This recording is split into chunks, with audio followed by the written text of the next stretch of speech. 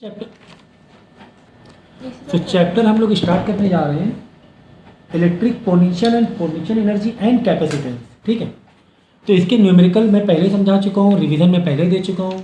Chapter तो समझाया था ही, तो चैप्टर समझा दिया है, चैप्टर का रिवीजन समझा दिया है, फॉर्मूले समझा दिए हैं, न्यूमेरिकल भी समझा दिए हैं। अब हम इस बुक से यानी ओसवाल वाली बुक से जितने भी कॉन्सेप्ट बेस में क्वेश्चन होंगे, मतलब जो न्यूमेरिकल सॉल्यूशन नहीं है वाले क्वेश्चन हम लोग करेंगे। ठीक है, तो फॉर्मूले में एक ग्लांस यानी कि एक नज़र हम लोग डाल लेते हैं। इलेक्ट्रिक पोटेंशियल का फॉर्मूला हमारा क्या है? पोटेंशियल एनर्जी से V इक्वल टू U/Q। ठीक है, या फिर हम पोटेंशियल एनर्जी की बात करेंगे तो Q इंटू V हो जाएगा। Okay, electric potential difference that is potential difference VF minus V1 formula क्या होता है? Work upon Q, work upon Q। Electric potential due two point charge, अगर इलेक्ट्रिक पोटेंशियल निकालना है कोई एक पॉइंट चार्ज Q की वजह से कहीं पर इलेक्ट्रिक पोटेंशियल निकालना है, K Q/R फॉर्मूला होता है। ओके, इलेक्ट्रिक फील्ड हमें निकालना है। Electric field is always perpendicular to the equipotential surface. बस ये याद रखना, इक्विपोटेंशियल जो सरफेस होता है जहाँ पर पोटेंशियल डिफरेंस जीरो होता है, इलेक्ट्रिक फील्ड क्या होती है? जीरो परपेंडिकुलर होती है। ये चीज़ याद रखना, मतलब कि जैसे ये इलेक्ट्रिक फील्ड है। ठीक है, अब तुम यहाँ पर अगर तुम यहाँ से यहाँ आए, यहाँ से यहाँ आए, तुमने बहुत सारा काम कर लिया। तुमने चार्ज को क्या किया? चार्ज को तुमने क्या किया? इधर से इधर लेकर आए, इधर से इधर लेकर आए। तुम थक गए, सर हमने बहुत काम कर लिया। एक्चुअल काम तुमने क्या किया?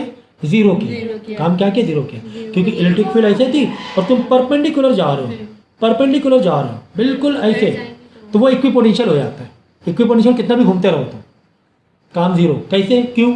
देखो यहाँ पर प्लस Q था, अब यहाँ से डिस्टेंस वही, यहाँ से डिस्टेंस वही, यहाँ से डिस्टेंस तो वही है, डिस्टेंस तो सेम है। ठीक है, सेम डिस्टेंस पर इलेक्ट्रिक इंटेंसिटी भी सेम रहेगी। इलेक्ट्रिक फील्ड का फॉर्मूला देखोगे तो अपॉन R नीचे आता है ना, तो डिस्टेंस सेम है। डिस्टेंस क्या है? सेम है। अब वही सेम डिस्टेंस तुम घूम रहे हो, इलेक्ट्रिक इंटेंसिटी सेम थी, अब इलेक्ट्रिक इंटेंसिटी सेम है तो पोटेंशियल डिफरेंस भी सेम ही रहेगा, मतलब रहेगा ही नहीं, जीरो रहेगा। तुमने कितना भी इधर उधर तुम भागो कोई फायदा नहीं है। इसी तरह ऐसे वाला था कि प्लस Q है, अभी मैंने समझाया था, ऐसे नहीं है बेटा पॉकेट में, अभी मम्मा से लेके दे रहे हो। देखो ये रेडियली आउटवर्ड है, तुम यहाँ से 1 मीटर दूर गए, यहाँ से 1 मीटर दूर, यहाँ से 1 मीटर दूर, यहाँ से 1 मीटर दूर, और तुम ऐसे घूम रहे हो, यहाँ से यहाँ जा रहे हो, यहाँ से यहाँ जा रहे हो, यहाँ से यहाँ जा रहे हो, यहाँ से यहाँ, तो भी क्या रहेगा? ये जीरो। ऐसे घूमो तो काम कब करोगे तुम? काम तुम ऐसे इस तरह आगे बढ़ रहे हो तभी काम हो पाए। क्यों? क्योंकि यहाँ पर भी यहाँ से यहाँ का डिस्टेंस वही इलेक्ट्रिक फील्ड थी, मतलब इलेक्ट्रिक फील्ड की इंटेंसिटी वही थी, यहाँ से इतने डिस्टेंस में वही इलेक्ट्रिक फील्ड की इंटेंसिटी थी, यहाँ से यहाँ पर ही वही इलेक्ट्रिक फील्ड की अगर इंटेंसिटी नहीं बदल रही है, मतलब पोटेंशियल डिफरेंस नहीं बन रहा है, काम तुम नहीं कर रहे। अगर इलेक्ट्रिक फील्ड की डेंसिटी एक जगह से दूसरे जाने में नहीं बदल रही है तो तुम काम नहीं कर रहे, क्योंकि तो वोल्टेज जो पोटेंशियल डिफरेंस तुम्हारा वो जीरो है। यहाँ पर वही पोटेंशियल डिफरेंस था, यहाँ पर वही था, यहाँ पर भी वही था, तो पोटेंशियल डिफरेंस जीरो मतलब वर्क भी जीरो। एक कॉन्सेप्ट है, इस पर क्वेश्चन कितना भी घुमा के आ जाए तो परपेंडिकुलर, वही बताया ना परपेंडिकुलर, ऐसे तुम कितना भी आगे पीछे जाओ कोई काम नहीं किया तुमने। इलेक्ट्रिक फील्ड ओके, चलो V का एक और फॉर्मूला याद रखना, V equal to E into R, ये भी फॉर्मूला याद रखना V का, V equal to E into R। ठीक है ना, तो सारे चलो क्वेश्चन नंबर 1 करेंगे हम लोग फटाफट तेजी से। 3.4 Q small q are kept at the vertices ABC। हमने यहाँ पे 3 चार्ज रख दिए, डिस्टेंस भी सेम है, और चलो of an equilateral triangle ABC having each side equal electrostatic potential energy of the system is zero. This is possible if Q is equal to, देखो कह रहे हैं कि इस पूरे सिस्टम की इक्विपोटेंशियल एनर्जी क्या है? जीरो है, बता दिया गया जीरो है। तो जीरो क्यों है? इस Q की क्या वैल्यू है कि जीरो हो गया? इस Q की क्या वैल्यू है कि जीरो हो गया? ठीक है, हमें पता है कि पोटेंशियल के लिए हमें क्या करना होता है, अगर ओवरऑल किसी सिस्टम का पोटेंशियल एनर्जी निकालना होता है तो क्या करते हैं हम लोग? इसकी वजह से इसमें कितनी पोटेंशियल एनर्जी है, इसकी वजह से इसकी कितनी, इसकी वजह से कितनी है, तीनों को प्लस कर लेते हैं। पोटेंशियल एनर्जी का फॉर्मूला है क्या? K Q1 Q2 by R plus K Q2 Q3 by R plus के Q1 Q3 by are. Okay, उनके बीच का आपस में डिस्टेंस, यहाँ पे डिस्टेंस सेम ही है ए। ठीक है, एक में लिया कैपिटल Q ये वाला Q, एक बार दो कैपिटल Q लिए और एक बार कैपिटल Q ये वाला Q, तीनों को आपस में दिखा दिया, तीनों को आपस में दिखा दिया। ठीक है, अब हमने क्या किया, के कॉमन निकाल लो बाहर, लेकिन क्या करें, इन सब का आंसर क्या आ रहा है, 0 आ रहा है। इन सब का आंसर क्या है, 0। ये भाई ये ऐसे लो, यू लो यार तुम लोग हैं, तो यू की जगह 0 डालेंगे, कहा बोला गया है ना कि 0 है, तो 0 के बाहर निकाल लो,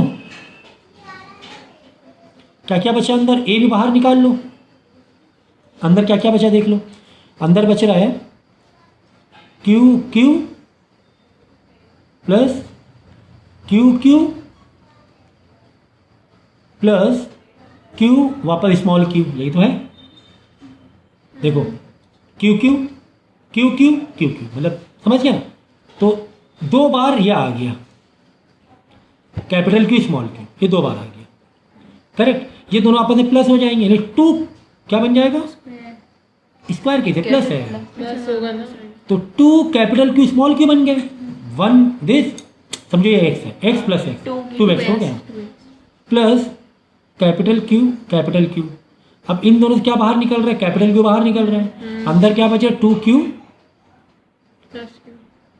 प्लस एक Q बाहर आया, एक Q अंदर रहेगा, तो 2Q प्लस Q निकला। ठीक है, ये निकल गया, देखो 2Q प्लस Q निकला, समझ गया ना, एक कैपिटल Q बाहर आ जाएगा, तो निकल गया 2Q प्लस Q। अब हमें निकालना है कि Q की वैल्यू निकालना है, कैपिटल Q उधर, सबको उधर भेजो, कैपिटल Q उधर जाएगा, स्मॉल q की वैल्यू निकालना है, उधर जाकर माइनस हो जाएगा, तो माइनस Q/2 हो जाएगा।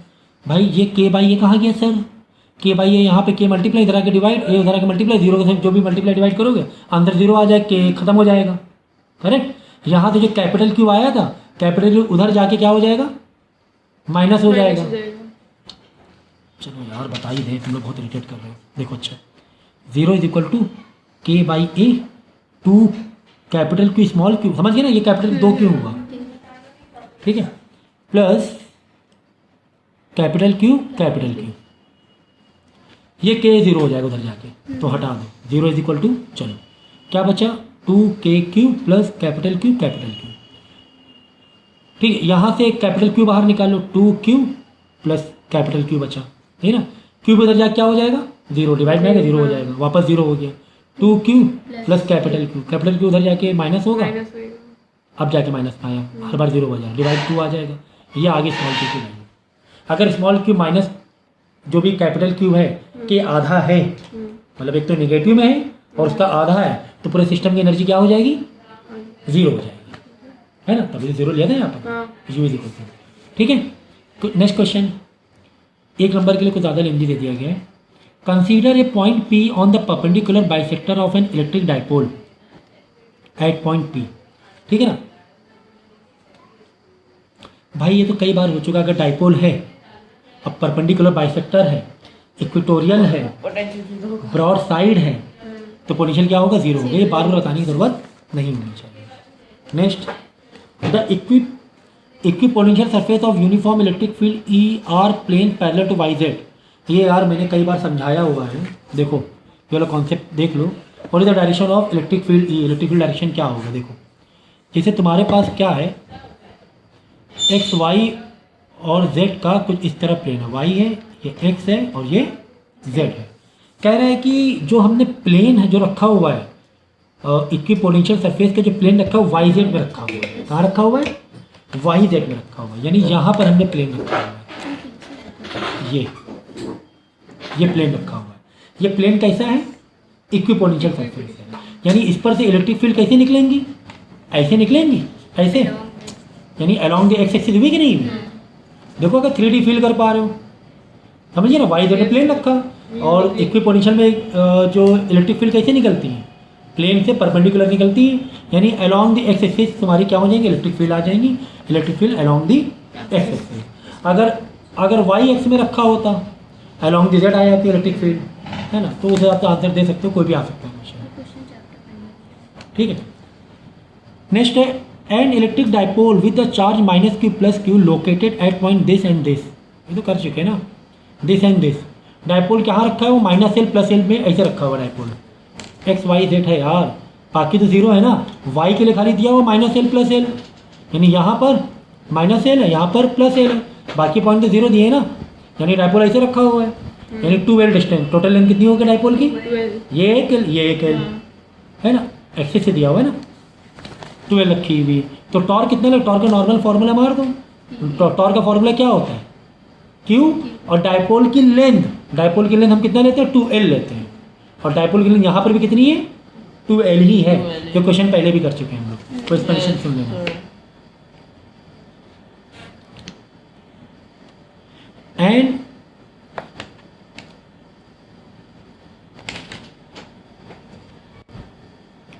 The electrostatic potential on the surface of A charge conducting sphere is 100 volt. ठीक है, देखो अब बात क्या आ गई, यहाँ पे समझा करो मैंने क्या किया, सिर्फ फॉर्मूले मैंने बार बार जोड़ दिया कि वोल्टेज और सरफेस चार्ज से कुछ रिलेशन है क्या, कोई फॉर्मूला बन रहा है क्या।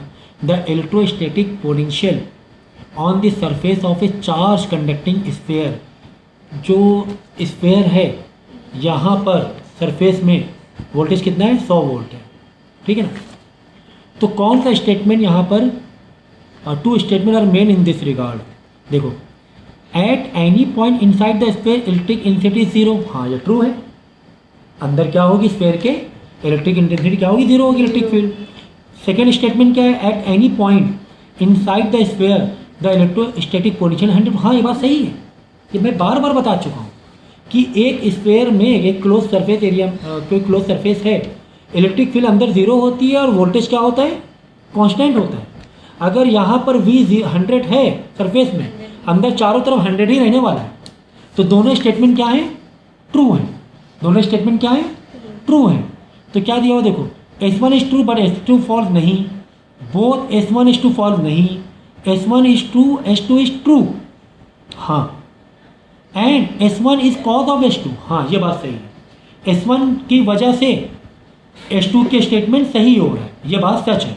क्या बात सच है, ये बात सच है कि वोल्टेज कांस्टेंट है अंदर, क्यों कांस्टेंट है, क्योंकि इलेक्ट्रिक फील्ड क्या है, जीरो है, इलेक्ट्रिक फील्ड बदल नहीं रही, इसलिए वोल्टेज भी बदल नहीं रहा, हर जगह इलेक्ट्रिक फील्ड जीरो, तो वोल्टेज क्या रहने वाला है, कांस्टेंट रहने वाला है। आगे बात समझ में।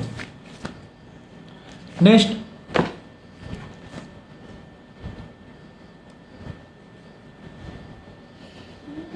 equipotent surface at a great distance from a collection of charge whose total sum is not zero are approximately,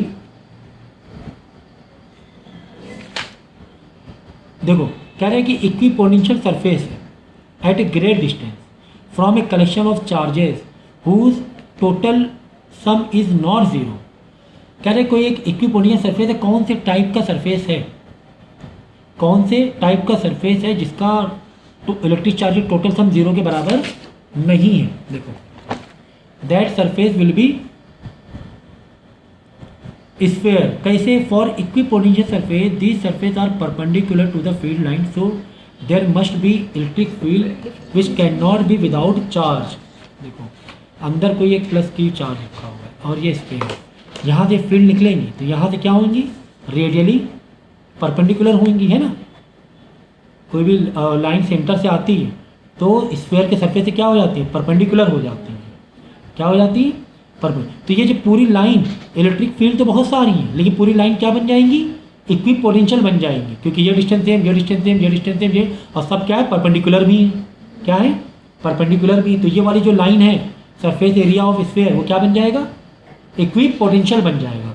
तुम यहाँ जाओ, यहाँ जाओ, यहाँ जाओ, यहाँ जाओ, कोई भी वर्क तुम नहीं करोगे, कोई भी वर्क तुम नहीं करोगे, ठीक है ना। तो यहाँ भी यही लिखा हुआ है, so the algebraic sum of all charges must not be zero, electric potential surface at a great distance means the space of charge is negligible as compare to distance, so the collection of charges considered as a point charge. इन सबको एक point charge, जो पूरे spare जो बहुत सारे charges हैं, इसको क्या मान लिया जाएगा, एक पॉइंट चार्ज जैसा मान लिया जाएगा, ठीक है ना। Next,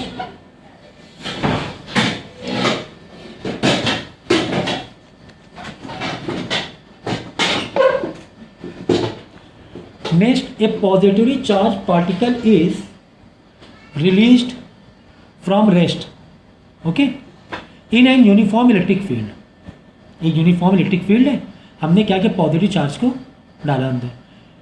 the electric potential energy of the charge, electric potential energy मालूम क्या होती है, पोटेंशियल एनर्जी होती है।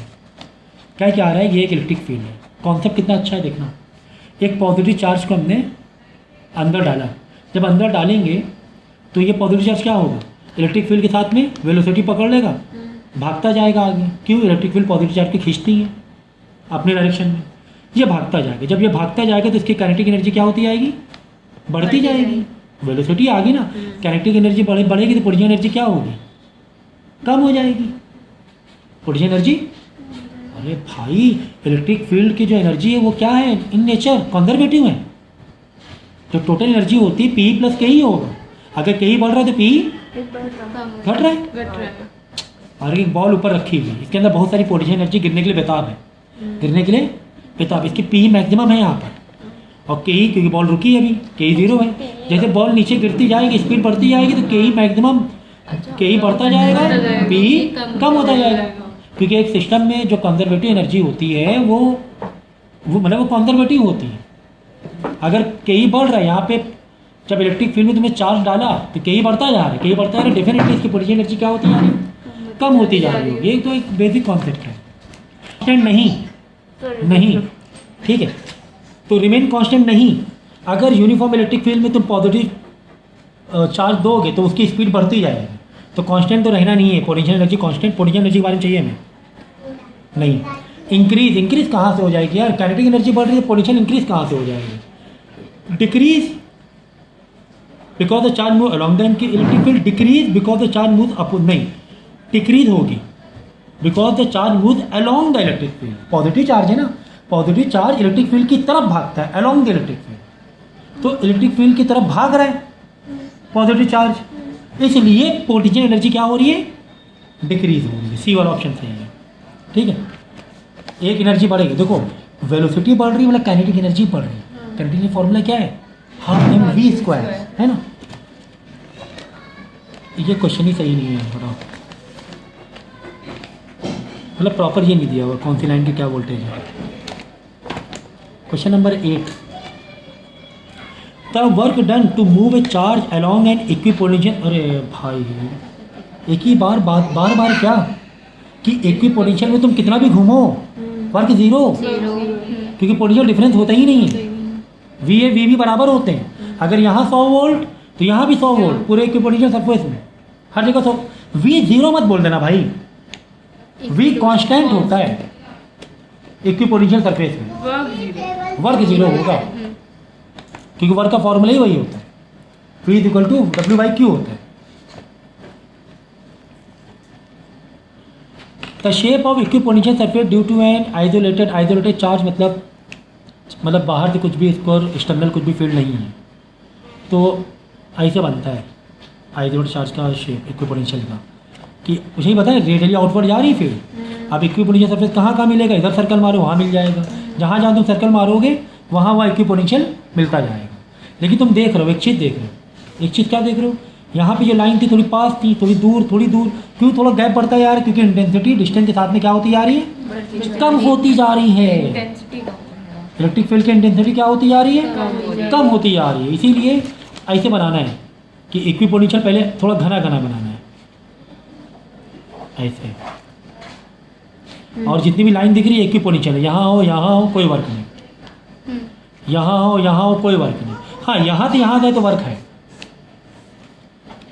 ठीक है ना, ये कॉन्सेप्ट है यार, इसमें आते हैं क्वेश्चन कि यहाँ से ये भी एक रिलेशन पता चलती है, जितना डिस्टेंस तुम्हारा डिस्टेंस और इलेक्ट्रिक फील्ड इंटेंसिटी का इन्वर्सली प्रोपोर्शन नज़र आ रहा है, कि जितने पास हो वहाँ पे इंटेंसिटी ज़्यादा है, जितने दूर हो वहाँ पे इंटेंसिटी कम है। Electric potential inside a conducting sphere, ठीक है। अगला क्वेश्चन है डिफाइन, देखो ये न्यूमेरिकल है वो कर लेना, फिर क्या लिखा, डिफाइन इक्विपोटेंशियल सरफेस लिख देना यार। इक्विपोटेंशियल सरफेस का मतलब जहाँ पे वोल्टेज कांस्टेंट है, यहाँ पर वोल्टेज क्या है, कांस्टेंट है। मैं बता रहा हूँ ना, जो मैं कह रहा हूँ वो लिखो, वही हो जाता है तुम्हारा equipotential surface. Work done is zero in equipotential surface, ये सब लिख देना, ठीक है ना। The electrostatic potential energy of 2 point this, ये न्यूमेरिकल मैंने करा दिया पहले ही। डेफिनेशन में ये लिख दे, वर्क डन इज जीरो। अरे पहले डेफिनेशन फॉर्मूला पहले लिखना, फॉर्मूला पहले को लिखो। डिफाइन कर अब इक्विपोटेंशियल सरफेस के लिए फॉर्मूला क्या लिखोगी? In the given figure charge q is fix, another charge q is moved along this circular path. इस तरह हम लोग ऐसे करके लेकर आ रहे हैं, ठीक है ना। पूछ क्या रहा है? वर्क डन पूछ रहा है। वर्क डन भाई, वर्क डन तो मेरे का जीरो होने वाला है। क्या होने वाला है? जीरो, क्योंकि प्लस क्यू है, ये सारी इलेक्ट्रिक फील्ड निकलेंगी। अब तुम जब इस तरह सर्कुलर घूम रहे हो तो इक्विपोटेंशियल सरफेस तुम्हें नहीं मिल जाएगा। यहाँ से वही डिस्टेंस, यहाँ पे वही डिस्टेंस, वही, इंटेंसिटी जो यहाँ पर वही यहाँ पर है, यहाँ पे। तो वर्क डन क्या हो जाएगा? जीरो हो जाएगा, ठीक है। अब देखो question number 16, 2 point charge this, ये न्यूमेरिकल मैंने करा दिया, हटा दो। 2 मार्क्स वाला क्वेश्चन देखेंगे हम लोग। In an electric dipole eight which point electric dipole is potential is zero, कहाँ पर इलेक्ट्रिक पोटेंशियल जीरो? कितने बार बताएं भाई? इक्वेटोरियल पोजीशन पर, इक्वेटोरियल पोजीशन पर। आगे क्वेश्चन पढ़ो, चलो आप पढ़ो सामने आगे क्वेश्चन। क्वेश्चन नंबर 2 पढ़ो। 3 equal charges is 5 point microcoulomb each are placed at the 3 vertices of an equilateral triangle of side 5.0 centimeter each. Calculate the electrostatic potential. भाई इलेक्ट्रिक पोटेंशियल कैसे निकालोगे? इक्विटोरियल ट्राइंगल है, एक वजह दूसरे को, दूसरे को तीसरे, तीसरे चौथे, हाँ। 3 प्लस हो जाएंगे। तीनों इलेक्ट्रिक पोटेंशियल क्या हो जाएंगे? प्लस हो जाएंगे। पहले का दूसरे से, दूसरे तीसरे का, पहला का तीसरे से। डिस्टेंस, अब देखो डिस्टेंस अगर सेम है तो ऐसे तीनों कितना लंबा, प्लस अगर चार्जेस भी सेम है डायरेक्ट 3 इंटू कर देना, के Q1 Q2 बाई R, है ना।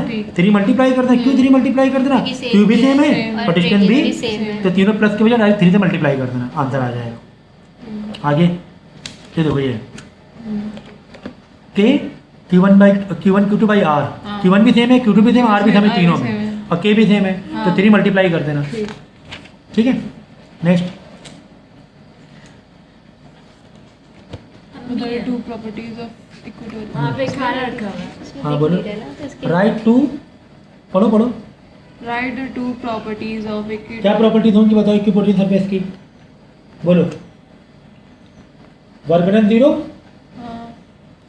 And potential and electric potential is constant, ये 2 प्रॉपर्टी बता दो, है ना।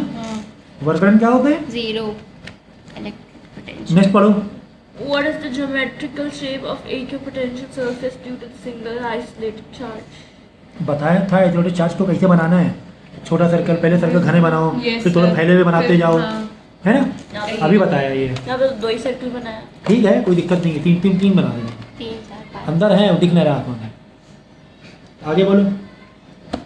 ये Draw plot showing variations of electric field E and second electric potential V is the distance बहुत important graph है ये। to the point charge Q. ठीक है, ई और वी का आर से तुम्हें रिलेशन बताना है।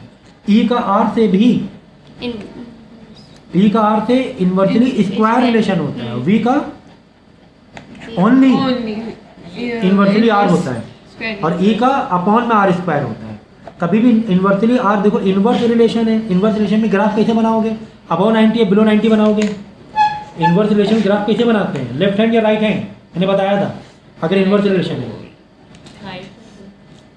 लेफ्ट हैंड मैंने बोला था, इन्वर्स लेफ्ट हैंड था, क्योंकि ये वाला स्क्वायर है, तो स्क्वायर में क्या होता है? ई वाला क्या है? स्क्वायर इन्वर्सली है, तो ग्राफ है ना ऐसे करके बनेगा, थोड़ा सा यहाँ पे डाउन आएगा, ठीक है। और वी वाला थोड़ा सा ऐसा स्लोप बनेगा, वी वाला पीछे से स्टार्ट होगा। क्यों पीछे से स्टार्ट होगा? क्योंकि ई आर स्क्वायर है। अगर वी के लिए आर 1 है, ई के लिए भी आर 1 है, तो एक जगह कहीं पे मिलेंगे नहीं मिलेंगे, क्योंकि 1 का स्क्वायर भी 1 है ना। आंसर 1 ही आने वाला है, ठीक है। अगर 2 से देखोगे, 2 से क्या हो जाएगा? 4 हो जाएगा, 2 का स्क्वायर क्या हो जाएगा? 4 हो जाएगा। लेकिन वी के लिए तो 2 का 2 ही रहेगा, वी में फॉर्मूला क्या है? जस्ट अपॉन आर है, ठीक है। इसीलिए ये वाला तेजी से बढ़ेगा और तेजी से डाउन होगा। ई वाला तेजी से बढ़ेगा या तेजी से डाउन होगा, लेकिन वी वाला नॉर्मल स्लोप में रहेगा। अब देखो यहाँ पर देखो वी क्या हो गया? थोड़ा ऊपर आ गया, और ई वाला नीचे चला गया स्लोप, क्यों ऊपर आ गया वी वाला, बताओ।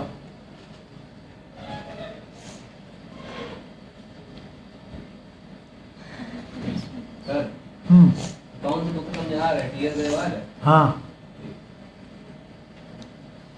भाई, जब अपॉन आर स्क्वायर करोगे, एक में वैल्यू 2 डालोगे, एक में 2 डालोगे आर स्क्वायर में, एक में 4 हो जाएगा हाँ और दूसरे में ओनली 2 रहेगा, तो वैल्यू तो ऊपर ही ऊपर रहेगी ना वी की। अब आई बात समझ में, खाना खाई लेना, चलो पॉज करो। ठीक है, तो ये ग्राफ बनाने को आ जाए वी और ई का, किससे, आर से, तो इसी तरह बनेगा। वी का तुम इस तरह ऊपर से लाओगे और ऐसे ले जाओगे, और ई का इधर से लाओगे और नीचे की तरफ ले जाओगे। ठीक है,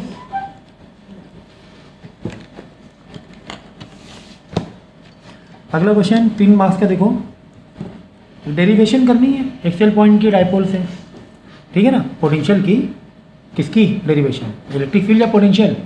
डाइपोल पे 2 लोग चल रहे हैं, एक इलेक्ट्रिक फील्ड एक पोटेंशियल। एक्सेल पर पोटेंशियल की करनी है, तो ये डेरिवेशन के लेक्चर में चलो दोबारा बना दूंगा, वैसे डेरिवेशन तक कराए मैंने लेक्चर्स में ही। नेक्स्ट देखो क्वेश्चन नंबर 1 फॉर 5 मार्क्स, ये भी है। Write the expression for electric potential at a point due to short electric dipole, mention 1 contrasting feature of electric potential of dipole at a point as compared to that due to a point charge। यहाँ पर भी आपको electric potential का formula लिखना है, due to dipole, due to dipole. और एक contrast feature मतलब ये हुआ कि कहीं ना कहीं से एक अपोज कर रहा है फीचर या क्रॉस कर रहा है कोई पर्टिकुलर फीचर। तो क्वेश्चन नंबर 2 और 3 मार्क्स ना,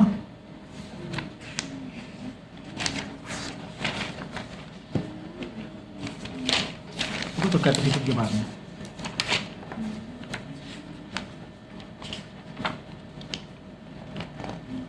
टॉपिक 1।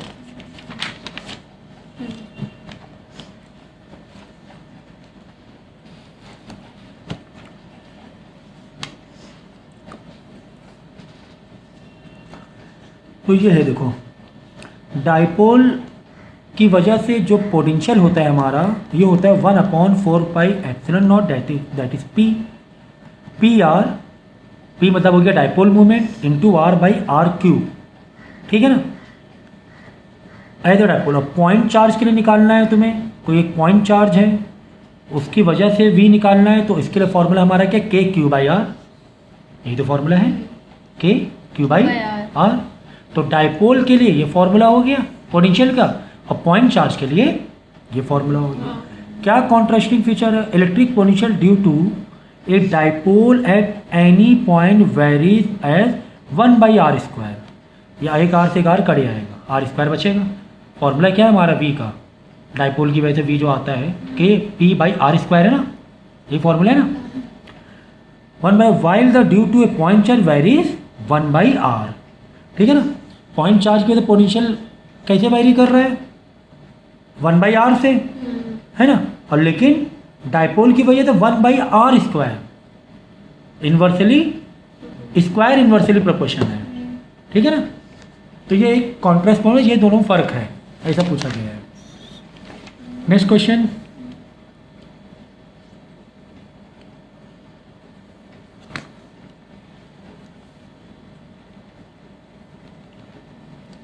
अगला क्वेश्चन दिया हुआ है, drive and expression for potential energy of A system two charges in absence of the external electric field. कोई भी एक्सटर्नल इलेक्ट्रिक फील्ड नहीं है, तो तुम्हें पोटेंशियल एनर्जी क्या होगी, के Q1 Q2 बाई आर। ठीक है ना, ये एक्सप्रेशन तुम्हें निकालना था, ये है पोटेंशियल एनर्जी के Q1 Q2 बाई आर। ठीक है ना, तो अब देखो इसको निकालेंगे हम लोग कैसे। पहले तुम्हें निकालना है कि इलेक्ट्रिक पोटेंशियल एट बी, जैसे ए और बी 2 पॉइंट हैं, इलेक्ट्रिक पोटेंशियल एट बी क्या लिखोगे, वी क्यू बाई आर, जो हमारा फॉर्मूला है के क्यू बाई आर, ये हो गया। और सेकेंड वाले के लिए भी सेम डालोगे, लेकिन जो पहले वाले के लिए जो वर्क होगा वो तुम्हारा कहाँ से होगा, इन्फिनाइट से होगा वर्क। इन्फिनाइट से वर्क होगा तो वर्क का फॉर्मूला क्या होता है, V by V into Q. तो वी क्या हो जाएगा, V हो जाएगा W/Q, W/Q, ये हो जाएगा वर्क या पोटेंशियल फ्रॉम इन्फिनिटी। एक तो इन्फिनिटी से लिया है तुम, लेकिन दूसरा वाला तो एक तो इन्फिनिटी से लेकर आ गए, दूसरा वाला लेकर आओगे अब तुम, तो उसकी वजह से आपस में एक दूसरे को पोटेंशियल एनर्जी दे देंगे, एक सिस्टम तैयार हो जाएगा। जब पहले कोई कुछ था ही नहीं तब पोटेंशियल तुम्हारा इतना होगा, पहले जब कुछ था ही नहीं। लेकिन जब दूसरा एक ऑलरेडी एग्जिस्ट कर रहा है तब क्या लगेगा, Q1 Q2 बाई ये Q/R, K Q/R। अब दोनों को ऐड करोगे तो आंसर पोटेंशियल एनर्जी क्या आ जाएगा, K Q1 Q2/R। तो this work done is stored in the charge as electric potential energy and given by, मतलब 2Q की वजह से कितना आ गया। ठीक है,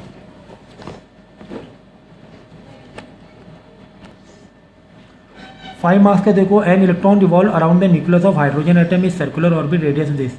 कैलकुलेट क्या करना है, इलेक्ट्रिक फील्ड, ठीक है, कैलकुलेट करना है पोटेंशियल एनर्जी। ये सारी चीज़ें, ये क्वेश्चन हमने पहले ही किया हुआ है हाइड्रोजन के न्यूक्लियस का।